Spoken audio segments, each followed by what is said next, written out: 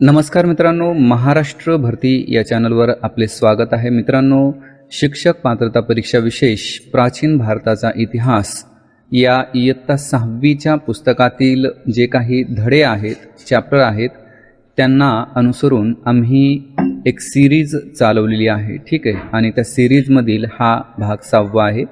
या अगोदर एकूण 5 भाग आम्ही तुमच्यापर्यंत पोहोचवले आहेत. जर तुमच्यापैकी कोणी यातील कोणता भाग पाहिला नसेल किंवा यापूर्वीचे भाग पाहिले नसतील तर डिस्क्रिप्शन बॉक्समध्ये तशा प्रकारची लिंक देण्यात आलेली आहे. तुम्ही त्या लिंकच्या माध्यमातून या पूर्वीचे जे काही भाग आहेत ते पाहू शकता. त्याचबरोबर या पुढं जे काही झालेले भाग आहेत किंवा येणारे भाग आहेत ते पण पाहण्यासाठी तुम्ही डिस्क्रिप्शन बॉक्सचा वापर करू शकता. त्यामध्ये ज्या काही लिंक देण्यात आलेल्या आहेत त्या माध्यमातून तुम्ही या इयत्ता 6वीच्या पुस्तकाचा जो काही सार आम्ही तुमच्यापर्यंत पोहोचवत आहोत सिरीजच्या माध्यमातून, तो सर्वच्या सर्व तुम्ही 1 बाय 1 पाहू शकता. ठीक आहे मित्रांनो, आता आपण मौर्य साम्राज्यानंतरची जी काही राज्ये उदयास आली त्यांचा आपण इथे अभ्यास करत आहोत. मौर्य साम्राज्याच्या अस्तानंतर बरीच छोटी राज्ये उदयास आली आणि लयास गेली. तर त्यामध्ये काय महत्त्वाचं होतं, कोणत्या राजांनी कोणत्या घराण्याची सत्ता स्थापन केली, याचा आपण 1 बाय 1 अभ्यास करत आहोत. बघा, सुरुवातीला आपण शुंग घराण्याचा अभ्यास करत आहोत. त्यानंतर इंडो ग्रीक राज्ये, त्यानंतर कुशाण राज्ये, त्याच्यानंतर गुप्त राजघराणे, त्याच्यानंतर वर्धन राजघराणे आणि शेवटी ईशान्य भारतातील राजसत्ता. तर यांचा आपण इथे 1 बाय 1 अभ्यास करत आहोत.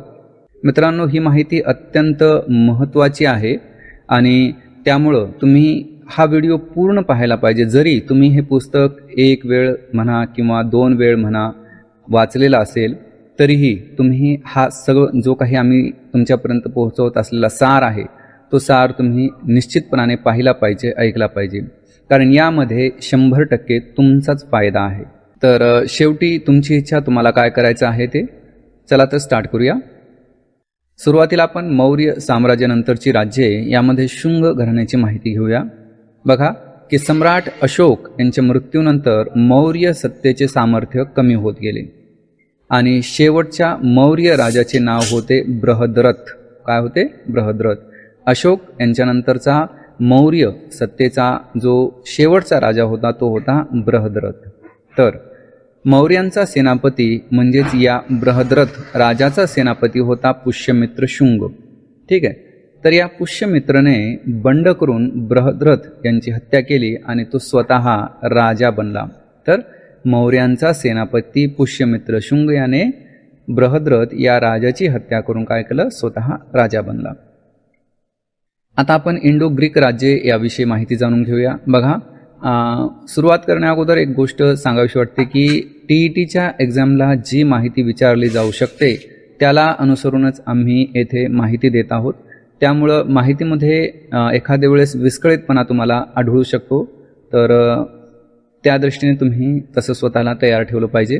तर बघा की या काळात भारतीय उपखंडाच्या वायव्य प्रदेशामध्ये ग्रीक राज्यांची छोटी राज्ये होती. भारतीय उपखंडाच्या वायव्य प्रदेशामध्ये ग्रीक राज्यांची छोटी राज्ये होती. या राज्यांना इंडो ग्रीक राज्ये असे म्हटले जात. भारतीय उपखंडाच्या वायव्य प्रदेशामध्ये जी ग्रीक राज्यांची छोटी राज्ये होती त्यांना इंडो ग्रीक राज्ये असे म्हटले जात. तर प्राचीन भारतीय नाण्यांच्या इतिहासात या इंडो ग्रीक राज्यांची जी नाणी आहेत ती अत्यंत महत्त्वाची आहेत. ते आपण या अगोदरही अभ्यासलेलं आहे. तर काय आहे याचं वैशिष्ट्य की एका बाजूवर राजाचे चित्र, दुसऱ्या बाजूला देवतेचे चित्र, अशा पद्धतीची नाणी बनवण्याची त्यांची परंपरा होती आणि ती पुढे भारतामध्ये रुजली. तर इंडो ग्रीक राज्यांमध्ये मिनॅंडर नावाचा राजा होऊन गेला. त्याने नागसेन या बौद्ध भिक्खूबरोबर बौद्ध तत्त्वज्ञानाची चर्चा केली होती. तर मिनॅंडरने जी नाणी पाडली होती त्याचं चित्र आपण इथं पाहत आहोत. एका बाजूला मिनॅंडरचं स्वतःचं चित्र आहे, दुसऱ्या बाजूला एका देवतेचं चित्र आहे आणि एका नाण्यावर काय आहे की मिनॅंडरचं स्वतःचं नाव आहे. अशा प्रकारची नाणी पाडण्याची पद्धत ही इंडो ग्रीक राजांची होती. तर हे नाणं चांदीचं नाणं आहे. हे पण आठवणीत राहू द्या की मिनॅंडरने कोणत्या धातूची नाणी पाडली तर ती चांदीची नाणी पाडली. ठीक आहे. तर मिनॅन्डर म्हणजेच मिलिंद, मिनॅन्डरलाच मिलिंद या नावाने ओळखलं जातं. तर मिलिंद उर्फ मिनॅन्डर किंवा मिनॅन्डर उर्फ मिलिंद याने बौद्ध भिक्खू नागसेन यांच्यासोबत जी चर्चा केली, त्यांना विचारलेल्या प्रश्नातून मिलिंद पत्र या ग्रंथाची निर्मिती झाली. ठीक आहे. तर मिनॅन्डर किंवा मिलिंद याने नागसेन यांना विचारलेल्या प्रश्नातून मिलिंद पत्र या ग्रंथाची निर्मिती झाली. तर पत्र हा शब्द पाली भाषेतील आहे आणि याचा अर्थ प्रश्न असा होतो. ठीक आहे. आठवणीत राहू द्या की पत्र हा शब्द पाली भाषेतील आहे आणि त्याचा अर्थ प्रश्न असा होतो. तर आता आपण कुशाण राजे यांच्याविषयी माहिती घेत आहोत. बघा की भारतामध्ये निरनिराळ्या लोकांच्या टोळ्या बाहेरून सतत येत राहिल्या. त्यामध्ये मध्य आशियातून आलेल्या कुशाण नावाने ओळखल्या जाणाऱ्या टोळ्या होत्या.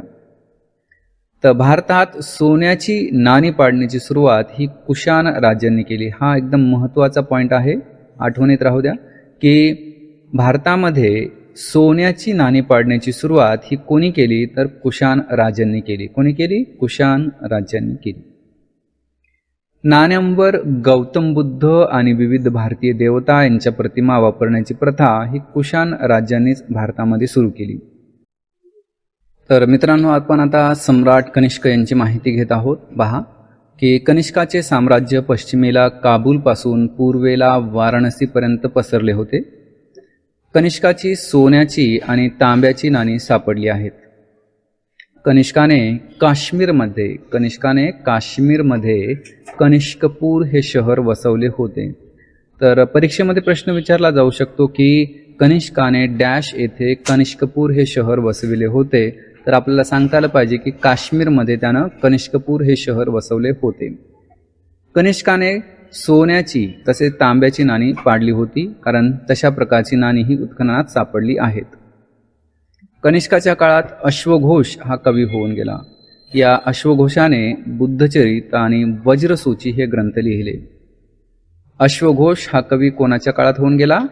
कनिष्काच्या काळात होऊन गेला. त्याने बुद्धचरित आणि वज्रसूची हे ग्रंथ लिहिले.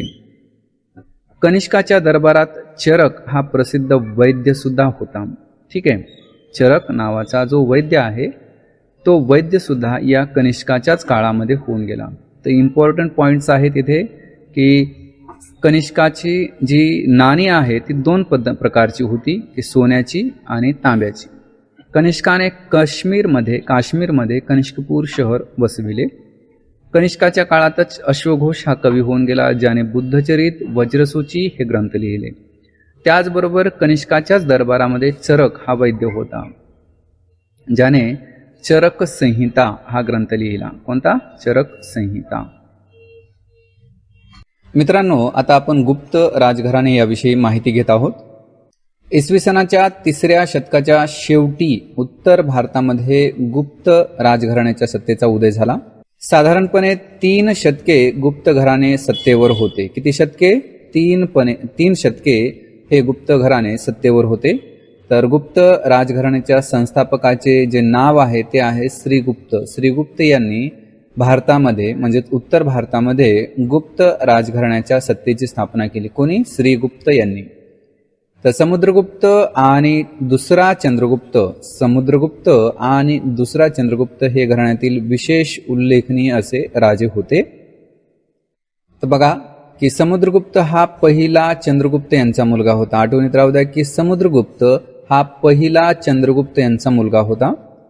तर त्यांच्या कारकिर्दीत म्हणजे समुद्रगुप्त यांच्या कारकिर्दीत गुप्त सत्ता ही आसामपासून पंजाबपर्यंत पसरली होती.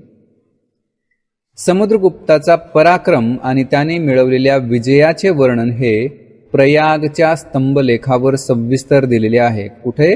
प्रयागच्या स्तंभलेखावर. म्हणजे प्रयाग येथे एक स्तंभलेख आहे, तेथे त्यावर समुद्रगुप्ताच्या पराक्रमाचे आणि विजयाचे सविस्तर असे वर्णन देण्यात आलेले आहे. तर हा लेख प्रयाग प्रशस्ती म्हणून ओळखला जातो. प्रयाग प्रशस्ती, आणि यालाच अलाहाबाद प्रशस्ती असे देखील म्हणतात. समुद्रगुप्त वीणा वादनात प्रवीण होता.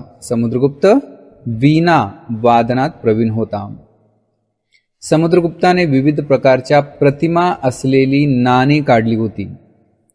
त्यातील एक प्रकारात तो स्वतः वीणा वाजवताना दिसतो, त्यावर समुद्रगुप्त असे नाव लिहिलेले आहे.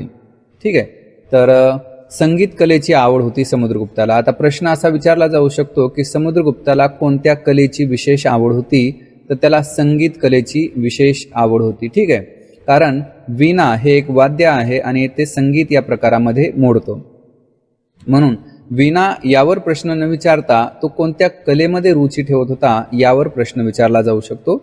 आणि त्याने जे काही विविध प्रकारच्या प्रतिमा असलेली नाणी पाडलेली आहेत, त्यातीलच एका नाण्यावर तो स्वतः वीणा वाजवताना दिसतो आहे आणि त्यावर समुद्रगुप्त असं लिहिलेलं पण आहे.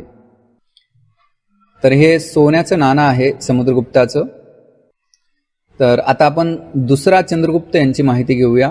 समुद्रगुप्ताचा मुलगा हा दुसरा चंद्रगुप्त होता. तर समुद्रगुप्त कोणाचा मुलगा होता? मग पहिला चंद्रगुप्त यांचा मुलगा होता. कोणाचा? पहिला चंद्रगुप्त यांचा मुलगा हा समुद्रगुप्त आणि समुद्रगुप्ताचा मुलगा दुसरा चंद्रगुप्त. तर गुप्तांचे साम्राज्य त्याने म्हणजे कोणी? दुसरा चंद्रगुप्त यांनी वायव्येकडे वाढवले. त्याने माळवा, गुजरात आणि सौराष्ट्र जिंकून घेतले. दिल्ली जवळील मेहरौली येथे एक लोहस्तंभ उभा आहे. मित्रांनो, आता आपण गुप्त घराण्याच्या कालखंडामध्ये जी वैशिष्ट्यपूर्ण गोष्टी घडलेल्या आहेत त्याची माहिती घेत आहोत. तर दिल्ली जवळील मेहरौली येथे एक लोहस्तंभ उभा आहे आणि हा लोहस्तंभ सुमारे 1500 वर्षांहून अधिक जुना आहे. तर अशा पद्धतीने प्राचीन भारतीयांनी तंत्रज्ञानात केलेल्या प्रगतीचे ते एक प्रतीक आपल्याला समजते. म्हणजे की प्राचीन भारतीय हे तंत्रज्ञानाच्या क्षेत्रामध्ये प्रगत होते हे या लोहस्तंभावरून आपल्याला समजते. तर या लोहस्तंभावरील लेखात चंद्र नावाच्या राजाचा उल्लेख आहे. तर मेहरौली येथे जो लोहस्तंभ आहे त्याच्यावर चंद्र नावाच्या राजाचा उल्लेख आहे. यावरून म्हणजे या चंद्र या नावावरून दुसऱ्या चंद्रगुप्ताच्या काळातील तो असावा असे मानले जाते. म्हणजे एक्झॅक्ट आणखी माहीत नाही की तो नेमका उभा कोणी केलेला आहे, परंतु असं मानलं जातं की तो दुसऱ्या चंद्रगुप्ताच्या कालखंडामध्ये बनवण्यात आलेला आहे. तर मित्रांनो, आता आपण वर्धन राजघराणे याविषयी माहिती घेत आहोत. तर बघा, गुप्त साम्राज्याचे सामर्थ्य कमी होऊ लागल्यानंतर उत्तर भारतामध्ये अनेक छोटी छोटी राज्य उदयाला आली. ठीक आहे. जसजसं गुप्त साम्राज्याचे सामर्थ्य कमी होत गेलं तसं तसं उत्तर भारतामध्ये जे आजूबाजूला या गुप्त साम्राज्याअंतर्गत कार्य करणारी, त्यांच्या नियमानुसार काम करणारी जी राज्ये होती ती राज्ये आता स्वतंत्र व्हायला लागली आणि त्यांचं एक नवीन अस्तित्व निर्माण व्हायला लागलं आणि त्यातूनच वर्धन राजघराणे अस्तित्वात आले. ठीक आहे. बघा, दिल्लीजवळ असणाऱ्या थानेसर या ठिकाणी प्रभाकर वर्धन नावाचा राजा राज्य करत होता आणि त्यानेच वर्धन घराण्याची स्वतंत्र अशी सत्ता स्थापन केली. कुठं? दिल्लीजवळ असणाऱ्या थानेसर या ठिकाणी प्रभाकर वर्धन हा राजा राज्य करत होता आणि त्याने काय केलं? वर्धन घराण्याची सत्ता स्थापन केली. ठीक आहे. तर हर्षवर्धन हा प्रभाकर वर्धनचा मुलगा होय. हर्षवर्धन जो प्रसिद्ध असा राजा आहे तो कोणाचा मुलगा होता? प्रभाकर वर्धन यांचा मुलगा होता. ठीक आहे. तर हर्षवर्धनच्या दरबारातील राजकवी बाणभट्ट याने हर्षचरित हा हर्षवर्धनच्या जीवनावरील ग्रंथ लिहिला. हर्षवर्धनने बौद्ध धर्माचा स्वीकार केला होता, हे तर सर्व परिचित आहे. हर्षवर्धनने रत्नावली, नागानंद आणि प्रियदर्शिका अशी 3 संस्कृत नाटके लिहिली. आठवणीत राहू दे, ही नाटके आहेत आणि ही कोणत्या भाषेत लिहिलेली आहेत? संस्कृत या भाषेत लिहिलेली आहेत. हर्षवर्धनने बौद्ध धर्माचा स्वीकार केला आणि हर्षचरित काय आहे? हर्षवर्धनच्या जीवनावर आधारित एक ग्रंथ आहे जो की बाणभट्ट या राजकवीने लिहिला. त्याच्या काळात म्हणजे हर्षवर्धन यांच्या काळात युआन श्वांग हा बौद्ध भिक्खू चीनहून भारतामध्ये आला होता. युआन श्वांग कोणाच्या काळात आला होता? हर्षवर्धनच्या काळात आला होता.